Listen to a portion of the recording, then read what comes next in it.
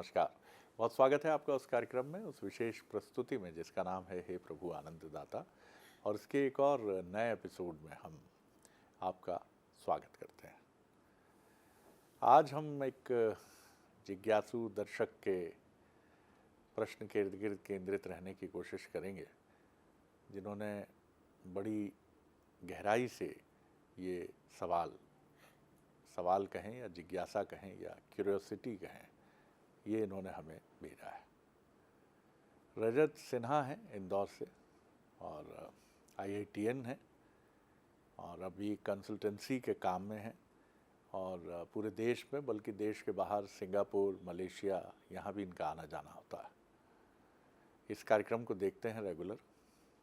इनका कहना है कि मैंने सुना है आप ही के कार्यक्रम हे प्रभु आनंददाता में आपके जो विद्वान वक्ता हैं, उनका कहना है कि आप तैयार होते हैं अपनी नियति के लिए। ख़ास तौर से उन्होंने रावण का कोई प्रसंग सुना है जिसमें इनका कहना है कि रावण ये जानता था कि उसकी सद्गति, उसकी मुक्ति प्रभु श्री राम के हाथों है, इसलिए एक तरह से उसने ये सारा प्रहसन रचा। इन्होंने कहा ये तो बात हो गई रावण की कि बड़ा विद्वान था, शिव जी का भक्त था, लेकिन अगर मनुष्यों की तरफ लौटें तो हम सब बार बार गलतियां करते हैं, बार बार त्रुटि करते हैं और हम में से कुछ लोग ऐसे भी होते हैं जो अपनी गलती को पहचानते भी जाते हैं कि हाँ ये गलत था, और कहीं मन में छिपा चोर ये भी कहता है कि इसका दंड मिलेगा गुरु, मेरा बच्चा सुरक्षित रहे, ऐसा ना हो कि उसके साथ कोई दुर्घटना हो जाए, कहीं मेरे साथ या मेरी पत्नी के साथ ना हो जाए, या कहीं मेरा ही कोई ऐसा अनर्थ ना हो जाए। लेकिन उसके बाद भी फिर वही घटना दोहरा देते हैं, फिर वही घटना दोहरा देते हैं। और इन्होंने कहा तो इसका क्या हम आशय निकालें? क्या ये सब कुछ नियोजित है, जैसा आपके विद्वान वक्ता प्रोफेसर सुरेंद्र बिहारी गोस्वामी जी कहते हैं कि each and everything is planned, सब कुछ तय है। आपका कर्मफल आप जैसा करते हो वैसा ही, जो जस करही सो तस फल चाखा। अब बात बड़ी जटिल भी है, गूढ़ भी है कि हमें मालूम है कि गलती नहीं करनी चाहिए, त्रुटि नहीं करनी चाहिए, किसी का मन नहीं दुखाना चाहिए, परिवार में किसी को परेशान नहीं करना चाहिए, समाज में किसी का शोषण नहीं करना चाहिए, लेकिन उसके बाद भी ये क्रम जारी रहता है। और जिनको मालूम है, जिन्हें नहीं मालूम है, चलिए वो उसको मान रहे हैं कि नहीं ये तो करना ही चाहिए, ऐसा करके हम आगे बढ़ सकते हैं। लेकिन जिसे पता है कि ऐसा नहीं करना चाहिए, वो व्यक्ति ये क्यों करता है और उसकी गति क्या होगी, अंतिम गति क्या होगी? क्या वाकई उसको बहुत नुकसान उठाना पड़ेगा? और जैसा कहा जाता है कि जीवन के उत्तरार्ध में ये नुकसान बहुत तगड़े तरीके से उठाना होगा। क्या कहता है इस मामले में कर्मफल का गणित? तो चलिए आपके प्रश्न को सीधे विद्वान वक्ता जी सुन रहे हैं, जो इस कार्यक्रम की सबसे महत्वपूर्ण कड़ी हैं और जिनको हम सब अनवरत सुन रहे हैं बीते 4 वर्षों से। भगवद गीता के अध्येता, मानस मर्मज्ञ प्रोफेसर डॉक्टर सुरेंद्र बिहारी गोस्वामी जी की तरफ प्रणाम कर रहा हूँ। डॉक्टर साहब, आपने दोनों शब्द का उपयोग किया है और ये दोनों शब्द अपने आप में पृथक पृथक अर्थ लिए हुए होते हैं जी।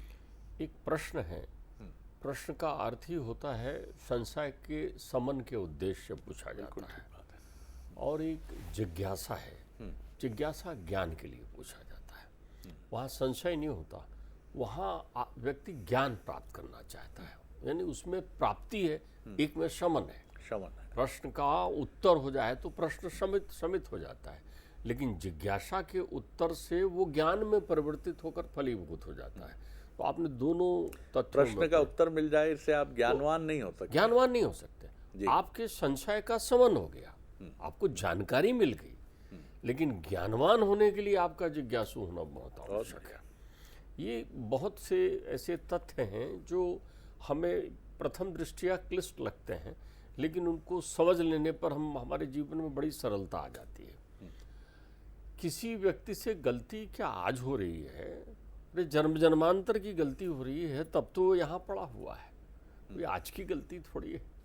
वो जैसे एक पल के लिए सोचता है ना कि अब हो गई, अब नहीं करूँगा, अब लो नसानी अब ना नसई हो, ऐसा तो वो बेचारा पेट से बोलना शुरू करता है अध्यात्म के हिसाब से। जब वो पेट में रहता है माता के गर्भ में, तब भी वो कहता है कि एक बार अब ये फाइनल चांस है, अब मुझे उल्टा लटकना नहीं है, एक बार मैं अब आ जाऊं दुनिया में, क्योंकि तब उसकी स्मृति अच्छी रहती है, उसको सब तथ्यों का भान रहता है। मनुष्य जो है, अध्यात्म कहता है, पुराणगत प्रक्रियाएं हैं कि मनुष्य जब संसार से जाता है तो अचेत अवस्था में हो जाता है। उसके जो सूक्ष्म तत्व होते हैं वो अचेत रहते हैं, उस समय उसको ध्यान नहीं रहता। लेकिन जब सारे संस्कार जनित कर्मों से मुक्त हो जाता है, तब उसका मन अपना स्वरूप लेता है। डॉक्टर साहब, लेकिन यहाँ एक मेरा मैं प्रश्न कहूँ या जिज्ञासा कहूँ, इसको आप ही समझ सकते हैं कि जब हमें ये पता है कि हम इस संसार में बार बार फंसते हैं, फिर भी संसार से मन ही नहीं ऊबता है। कितने लोग हैं जो ऊब गए हैं, और ऊब गए हैं यानी कि उनको लगा कि अब यहाँ नहीं रहना, अब बहुत नाच्यो गोपाल, अब मुक्त करो प्रभु। देखिए, ये ऊबना भी स्मशान वैराग्य की तरह है। हाँ। ऐसे अनेकों अनेक उदाहरण हैं संसार में जहां पर व्यक्ति ये दिखाता तो है कि वो ऊब गया है, वैराग्य भी धारण कर लेता है, लेकिन वो नहीं है भाव, लेकिन वो ऊबता नहीं ना। तो ऊबना भी तो माया ऐसे थोड़ी छोड़ती है आपको, क्योंकि आप भीतर नहीं हो पाते ना, तो आप बाहर रहते हैं। तो मतलब इसका एक उत्तर ये भी है क्या कि तुलसी और बुद्ध जो परमानेंट ऊब गए, जिस व्यवस्था में वो रह रहे थे, एक पत्नी की आसक्ति में थे, पत्नी से मोहग्रस्त थे इतने कि उफनती नदी और सांप को रस्सी पकड़कर पहुंच गए, और एक तमाम वैभव के बीच, तो ये मुक्त हो गए फिर? नहीं, देखिए, ये ऊबे नहीं थे जी, ये जागृत हुए थे। हाँ, ऊबना और जागृत होने में अंतर है। जो जागृत हो गया वो तो मुक्त हो गया ना। जी, जी, जो जागृत हो गया वो मुक्त हो गया। जी। ध्यान रखिए, एक बड़ी सुंदर बात जो है आत्म तत्व को परिभाषित करते हुए मनु कहते हैं। यही कर्म फल विषयक चिंतन को वो जानते थे कि लोगों के जीवन में आएगा। अभी आपने कहा ना, कर्म फल है क्या, पाप पुण्य है क्या, सुख और दुख। दुख मिल गया तो वो पाप मान लेते हैं आप। अब और मोटे रूप में आ जाए ना, दुखी हो गए तो बोले पता नहीं कौन से पाप की सजा मुझे मिल रही है, और सुखी हो गए तो हमने बड़ा पुण्य किया था इसलिए सुख हमारे पास है। जबकि सुख, दुख, पाप, पुण्य ये इस परिभाषा में है ही नहीं। जागृति की पहली कड़ी क्या होती है? जागृति की पहली होती है आत्मवशम। जब आप, जैसी आपकी पराधीनता खत्म होती है, आप जागृत हो जाते हैं। और पराधीनता कहाँ से आती है? भीतर की बाद में, बाहर की पहले होती है। ये बाहर की पराधीनता ही मोह और ममता है। आप जितनी चीजों से पराधीन है, आप देखिए वो पराधीनता आपके द्वारा बनाई हुई है, आप नहीं है। मैंने देखा एक व्यक्ति जो है इतना संशयी था कि वो अपनी स्वरूपवान पत्नी को लेकर हमेशा सजग रहता था। कहाँ गई, किधर गई, कब गई, कहाँ थी तुम, और उनके हमेशा इस बात पर झगड़ा होते रहता था। अंत तो गत्वा दोनों अलग अलग हो गए। वो कानूनी भाषा में क्या कहते हैं, दोनों के बीच में तलाक हो गया। अब उसके बाद वो मस्त होके घुमा करता था। तो मेरी को एक दिन मिला, मैंने कहा भैया आप आजकल नहीं पूछते पड़ोस में कि वो आई थी क्या, वो किधर गई, वो कहाँ गई? तो उन्होंने कहा वो कहीं जाए। अब वो कहीं जाए क्योंकि मेरे जीवन से चली गई। तो हम परबसा थे ना। जब भी हम परवसा, परतंत्र, जैसी आप परवश हुए, दुखी हो गया, जिसके बिना काम नहीं चल रहा है। पुत्र जो है आपके जीवन में आत्मवश के रास्ते में खड़ा हो जाता है आकर के। पुत्र मोह में दुखी है कौन? धृतराष्ट्र। और धृतराष्ट्र का दुख कहाँ चला गया? जब पुत्र खत्म हो गया, संसार से चला गया, तो मिठाई खाते बैठा है भीम के हाथों से। उससे जाके पूछो क्या, अब क्या बताया भाई, बहुत समझाए थे, नहीं माने, लड़े झगड़े मर गए। मैं तो, मेरा तो जीवन है ना, मैं तो खाऊंगा। जाने वाला चला जाता है, 1 दिन 2 दिन 10 दिन 12 दिन 13 दिन, 13 दिन वहां जागृति नहीं है। वहां जागृति नहीं है। ये सब जागृति नहीं है। जो व्यक्ति आत्मवश में हो जाता है वहां जागृति हो जाती है। तो जब व्यक्ति जागृत भाव को प्राप्त हो जाता है तो वो उसकी जागृति, उसकी मना स्थिति को उस स्वरूप में पहुंचा देती है कि वो भीतर की यात्रा करके फिर मन के बस में भी नहीं होता। मतलब मुझे उत्तर मिल गया कि हम सब धृतराष्ट्र की तरह हैं कि जिनकी आंख पर ही पट्टी नहीं है, मन पर भी पट्टी बंधी हुई है, और उसी की वजह से आत्मा आगे नहीं बढ़ पा रही है जहां उसे जाना है। देखिए, मन पर पट्टी माया की होती है। माया की है। वहां दोनों उदाहरण है, एक जन्मांध है तो दूसरे ने पट्टी बांध रखी है। उनकी जो धर्मपत्नी उसने बाहर से पट्टी बांध रखी, गांधारी ने। क्यों? ये चूंकि जन्मांध है तो मैं बाहर से अंध बनी रहूं। तो हमारे साथ दोनों ही चीजें हमारे जीवन में, धृतराष्ट्र भी है और गांधारी भी है। वाह। हमारे जीवन में दोनों चलते हैं ना। एक ममता की प्रतीक है, एक मोह की प्रतीक है। तो मोह और ममता दोनों चलते हैं, बाहर और भीतर दोनों से ही हम जो है परवश हो जाते हैं हमारी प्रक्रियाओं में। जहां तक रहा कर्म फल और जागृत होने का अर्थ, तो देखिए ये जन्म जन्मांतर की प्रक्रिया है। गलती का अर्थ यहाँ पर ज्ञान का अभाव है। ये गलती नहीं है। एक बार यदि ज्ञान का अभाव है तो वो गलती है, लेकिन अगर उसकी पुनरावृत्ति बार बार आप कर रहे हैं तो अपराध है। अगर गलती दूसरी बार दोहराई जाए तो वो अपराध की श्रेणी में आ गया है। अब आप अपराधी हो गए हैं, आपकी प्रवृत्ति में वो शामिल हो गया है। आपने धोखे से मदिरा का पान कर लिया, आप परिस्थिति जन्य शिकार हो गए और संकल्पित होते हैं मानसिक रूप से कि अब मैं कुमार्ग में नहीं जाऊंगा। लेकिन शाम को फिर उसी मोहल्ले में जाते हैं, आपके अंदर बैठा हुआ वो चोर आपको फिर कहता है कि उससे मिलूं। तो इसका अर्थ हो गया कि ये वृत्ति आपकी अपराध वृत्ति हो गई। ये जन्म जन्मांतर चलती है। एक बड़ा सुंदर वृतांत इसके लिए परमहंसी मार्ग में है। एक बड़े भरे पूरे परिवार में रह करके परमात्मा ने दिव्य अवतार लिया है। एक ऋषभ देव का वृतांत आता है। ऋषभ देव एक विहंगम परिवार के मुखिया है। 100 पुत्र हैं। परमात्मा ने मेरू देवी के यहाँ जो है ऋषभ देव के रूप में अवतरण धारण किया है।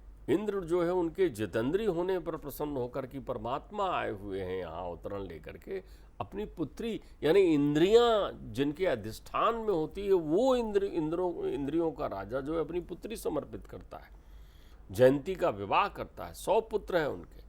सबको छोड़कर वो कहते हैं वृथागता तस्य नरस्य जीवनम, ये अंधकूप है ये संसार। वो कहते हैं इस संसार के अंधकूप के ऊपर घास फूस लगा दिया गया है और सुंदर उपवन सजा दिए गए हैं। जैसे ही हम उस घास फूस के नीचे वाले कुएं में पहुंचते हैं, ऊपर से सुंदरता देखकर तो हम कुएं में गिर जाते हैं। वो अंधेरा कुआं है जहां पर सर्प है, जहां मगरमच्छ हैं, जहां ऐसे जीव काल है जहां पर। तो संसार के अंधकूप से निकलना है तो छोड़ दीजिए सारी चीजों को। ये शिक्षा देते हैं। उनका पुत्र चक्रवर्ती सम्राट जो है जम्बूद्वीप का अधिपति भरत इसको मानता भी है। जन्म जन्मांतर तक चलने वाली प्रक्रियाएं, जागृत कब होता है मनुष्य? गलती किसी से भी हो सकती है। परम सन्यासी भी गलत हो सकता है, परम ज्ञानी भी गलत हो सकता है। ध्यान रख लीजिएगा। बलवान इंद्रियागामी विद्वान समपि कर्षते।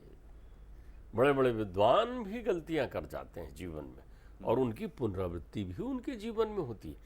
विश्वामित्र जैसे तपस्वी राजऋषि से गलती हुई ना, आए ना वो, उनका तप भंग हुआ ना, गलती हुई ना। तो ये तो प्रक्रियाएं हैं, लेकिन जागृति कब होती है? आपके जीवन में जन्म जन्मांतर की ये प्रक्रिया चलती है। भरत अपना राजपाट छोड़ करके वन में पहुंचते हैं तप करने के लिए। जागृति की भी हम श्रेणियां देखते हैं डॉक्टर साहब, अलग अलग। देखिए जागृति, तुलसीदास जी के लिए जागृति का कारण पत्नी बनती, हालांकि है आपकी आत्मचेतना। बुद्ध जो है अन्योन्य कारणों को देखते हैं। ये वृद्ध हो गया, जरावस्था, वृद्ध होकर खांस रहा है, क्या मैं भी ऐसे खांसूंगा? क्या मेरी भी अंतिम यात्रा निकलेगी? वो बाहर के कारणों से प्रभावित होते हैं। और बहुत जो विद्वान होते हैं वो खुद ही आत्मचेतना से प्रवृत्त होते हैं उस तरफ। आपने बहुत अच्छी बात कही जी। लेकिन जागृति के बहुत सारे कारण नहीं होते। जागृति का एक ही कारण होता है, केवल आत्म तत्व की अनुभूति होती है। एकमात्र कारण साक्षी की अनुभूति आप कर लेते हैं, वही जागृति है। जागृति किसी खटास से नहीं होती। तुलसी के जीवन में रत्नावली से खटास नहीं आई है।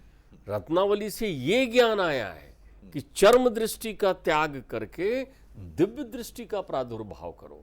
रत्नावली उनकी गुरु रही हैं। ये गूढ़ ज्ञान लिया है, ध्यान रखिएगा। पूरी अखंड परिक्रमा करके बुद्ध जब लौटे तो थोड़ा ज्ञान में कमी रहा होगा। यशोधरा ने उसे पूरा किया था। यशोधरा ने कहा था जो बाहर ढूंढने गए थे वो घर में है कि नहीं? बुद्ध ने कहा वो यहां भी है। ये बात कम थी। दत्तात्रेय तो जहां ज्ञान मिलता है वहां ले रहे हैं ना। तो भरत जी ने ये जागृति आत्म तत्व की अपने पिता से प्राप्त की थी, लेकिन तब उन्हें मृग तृष्णा ने नहीं छोड़ा ना। लोक विदित कथा है कि वो मृगी के बच्चे के पीछे जो है अपना मोह लगा बैठे और फिर से दूसरे जन्म में मृगी हो गए। ये गलतियां होते रही ना। तो जागृत कब हुए? जब जड़ हो गए। चेतन जब जड़ हो जाता है तब जागृत होता है। यदि आप चाहते हैं कि आपके जीवन में गलतियां ना हो तो अपनी चेतना का स्पर्श करने के लिए जड़ अर्थात मौन धारण करिए। मौन का अर्थ संभाषण रोक देना नहीं होता। मौन का अर्थ होता है मन के भीतर आना। बहुत सारे लोग बोलते हैं इनने मौन धारण कर रखा है, अब वो चुप है, लेकिन चारों तरफ देख के भीतर ही भीतर खूब बात कर रहे हैं। तो काय का मौन धारण किया है? आपका एक दिन जो बीत रहा है, मैं नवरात्रि की तप पूजा में बहुत सारे लोग अलग अलग प्रकार के व्रत धारण करते हैं।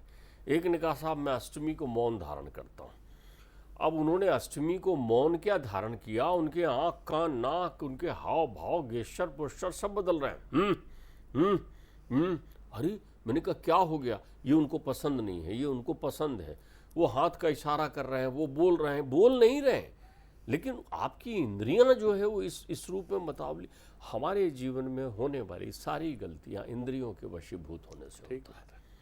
तो यदि हम इंद्रियों पर नियंत्रण करना चाहते हैं तो मन को शांत कर दीजिए। शांत मन को अध्यात्म में ब्राह्मण और विप्र कहा गया है। किसी ने मुझसे पूछा कि भाई मनु ने लिखा है ये तो ब्राह्मणों के लिए है। अरे मैंने कहा पहले ब्राह्मण की डेफिनेशन समझ लीजिए। जो सभी ओर से शांत हो जाता है वो ब्रह्म को जानने की दिशा में बढ़ जाता है, वही ब्राह्मण है। ब्राह्मण जात नहीं है। तो क्या आप मना शुद्धेन विद्यते होकर शांत हो गए?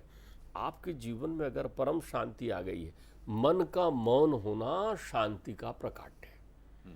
तो यदि आप मौन हो गए तो फिर उससे क्या होगा? धी जागृत हो गया आपका। शरद जी, बहुत सारे व्यक्ति यदि अंतरंग और बहिरंग बहुत ज़्यादा ना बोले ना तो अपने बुद्धि के आश्चर्यजनक गुणों के साथ उनका सानिध्य हो जाएगा। जिन विद्यार्थियों का मन पढ़ाई में नहीं लगता ना, उनको सबसे पहले आप क्या कहते हैं? वो जरा टीवी कम देखा करो, जरा दोस्तों से कम मिला करो, जरा घुमा फिरी कम करो। इसके पीछे तात्पर्य क्या है कि आप उतनी जगह बट गए हैं ना। स्थिर होना है आपको। तो स्थिर होने का अर्थ होता है एकाग्र होना। एकाग्र होने का अर्थ होता है जागृत होना। ध्यान रख लेना, जागृत होना। मैंने एक श्लोक कई बार कहा है, लेकिन मैं जितनी बार उस श्लोक का चिंतन करता हूँ गीता में, ओहो, गीता की दो विशेषताएं हमेशा याद रखिए। गीता बोलने का अर्थ शास्त्र की बात कर रहा हूँ। शास्त्र के दो अर्थ आप अपने चिंतन में हमेशा रख लीजिए। शास्त्र का एक चलित अर्थ होता है शासनाद ते शास्त्रा, जिसमें दुनिया जिस अर्थ को मानती है। ये ब्रह्म का अर्थ नहीं है। शासनात अर्थात जो उसमें लिखा है वही करो, जो उसमें नहीं लिखा है वो मत करो। अब आपने उसका भय बना दिया। उसमें लिखा है ये नहीं करो, उसमें लिखा है ये करो। बहुत सारे लोग तो इसको धर्म बना लिए हैं। हर बात पर कहते हैं इसमें ये लिखा है ये करो, इसमें ये लिखा है ये करो। ये शास्त्र का पूरा अर्थ नहीं है। शास्त्र का अर्थ है संशनात ते शास्त्रा। वाह। सत्य की खोज में जो सत्य को संभाषण, सत्य की प्राप्ति की दिशा में जो बढ़ने का कदम उठा रहे हैं वो शास्त्र है। बहुत सुंदर। सत्यानुभूति आपके जीवन में विद्यमान हो। आपने एक गलती की तो आपको ये अनुभूति कौन दिला रहा है कि ये गलत है? मुझे एक बात बताइए, बाहर वाला थोड़ी दिला रहा है, आपका अंतर्मन ही दिला रहा है ना। तो उसमें उस मन में वो तत्व है। अब वो तत्व है, उसी तत्व को आप पकड़िए और उस तत्व को पकड़ कर एकाग्र हो जाइए। वही तत्व है जो आपके जीवन में नया सवेरा देता है। बिल्कुल आपने ठीक कहा। और सरल शब्दों में इसको हम ऐसे भी समझें कि ठोकरें हमें लग रही हैं, चोट लग रही है, लेकिन मधुर लग रही है हमें। गहरी चोट लगी तो पट्टी बांध ली, लेकिन लग अच्छी रही है। किसी भी चोट के बाद हम ये ठिठक नहीं रहे हैं कि चोट लगी क्यों, कारण क्या है, क्यों हुआ ये। बगुला भक्ति का ही जब बार आ जाती है मन में। अच्छा मकान नहीं बना पाए तो चोला ही बदल लिया, मेरा मन उब गया है, इसलिए मैं तो इस 2 कमरे के घर में सुखी हूं। अरे भैया पूछो मन से, मन सुखी है क्या? मन में तो दावाग्नि अग्नि धधक रही है कि वो फला सिन्हा साहब का बंगला इतना बड़ा हो गया, हाय हुसैन हम ना हुए। तो ये बगला भक्ति आपको परेशान कर रही, तो जागृति कहाँ है? दूसरी बात है, ठोकर रोज लग रही है, किसी से भी लग रही, गुरु कह रहा है, माता पिता कह रहे हैं, मित्र कह रहे हैं, साथी कह रहे हैं, लेकिन आपको सुनना ही नहीं है। आप तो ये मानते हो संसार में सबसे बेहतर आप ही हो, सबसे महान संघर्ष आप ही का है, तो फिर वहाँ कहाँ जागृति की गुंजाइश है? जब ग्लास पूरा भरा है, आधा खाली हो, तब तो पानी जाएगा इसमें। अब जब ग्लास ही पूरा भरा है तो विधाता भी ऊपर बैठ के हंसता ही है कि मैं कहाँ से ज्ञान का एक बूंद भी कैसे डालूं। ये भाई साहब तो पूरा ग्लास भर के बैठे हुए हैं, और वो भी अब उम्र का 4था चरण है, और अब जल्दी ही आने भी वाले हैं और फिर संसार में जाने वाले हैं, लेकिन इनके मन में कोई विचार ही नहीं है। और उसके बाद फिर ये है कि साहब रेडीमेड, रेडी टू ईट की तरह ये है कि एक आध्यात्मिक चैनल पर एक चर्चा सुन ली, 2 आंसू आ गए और ऐसा लगा मोक्ष को प्राप्त होने जा रहे हैं। ऐसा नहीं होता प्रभु। जागृति की परंपरा बड़ी गहरी है, जैसा डॉक्टर साहब हमें बताते हैं। उसको महसूस करने की बात है वो अंदर से, और जिस दिन वो जागृति होगी उस दिन छोड़ा नहीं जाता, छूट जाता है। छोड़ा नहीं जाता, अचानक छूट जाता है। कहीं कोई नहीं रहता, कोई शोक दुख प्रसन्नता कुछ नहीं रहता, एक गहन शांति होती है, और वो सिर्फ महसूस की जा सकती है, अनुभूत की जा सकती है। बहुत धन्यवाद डॉक्टर साहब। अगले एपिसोड में एक और विषय लेकर उपस्थित होते हैं। प्रणाम, नमस्कार।